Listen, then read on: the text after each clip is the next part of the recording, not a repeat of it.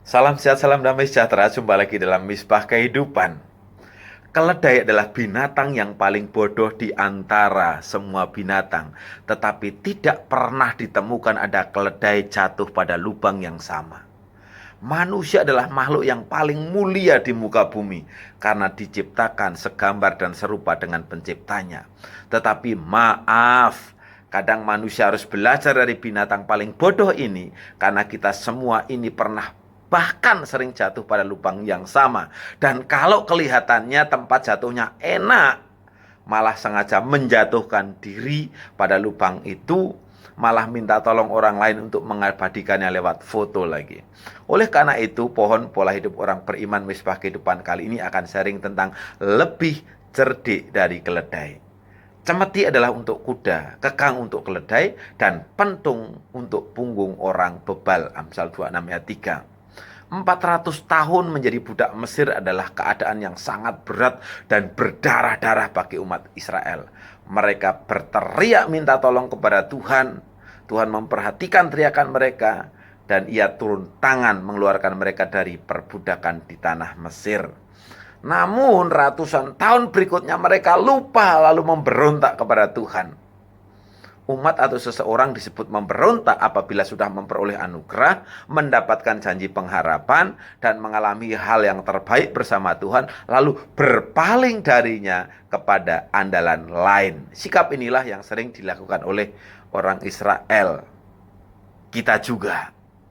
Tuhan telah menjadikan umat Israel sebagai umat kesayangannya, tetapi mereka sering menjadi anak-anak pemberontak, terus jatuh pada lubang yang sama.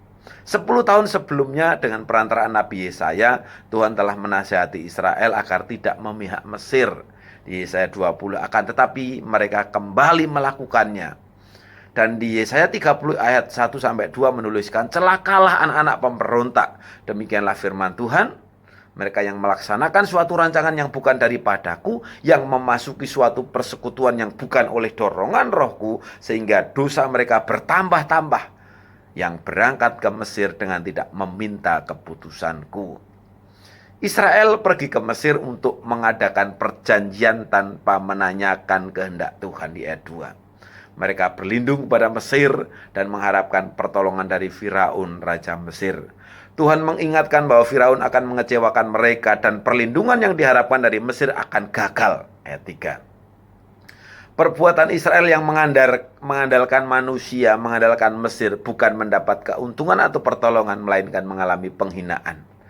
Kepada para nabi mereka bahkan berkata, tutup mulutmu, jangan berkata-kata kepada kami tentang yang benar, tetapi beritahukan yang ingin kami dengar. Ayat 9-11. Akibat mengikuti kehendak hatinya sendiri, Israel mengalami kehancuran secara mendadak dan dikejar-kejar oleh musuh. Betapa mengerikan bila orang memberontak kepada Tuhan. Dan pemberontakan itu tidak selalu terwujud dalam ancungan tinju menatap Tuhan, tetapi bisa juga seperti Israel dalam bentuk menomorduakan Tuhan dan mencari andalan lain. Beginilah firman Tuhan, terkutuklah orang yang mengandalkan manusia, yang mengandalkan kekuatannya sendiri, dan yang hatinya menjauh daripada Tuhan. Yeremia 17 ayat 5. Amsal 3 ayat 6 memberikan nasihat, akuilah dia dalam segala lakumu, maka ia akan meluruskan jalanmu. Selamat mengalami pertolongan Tuhan. God bless you.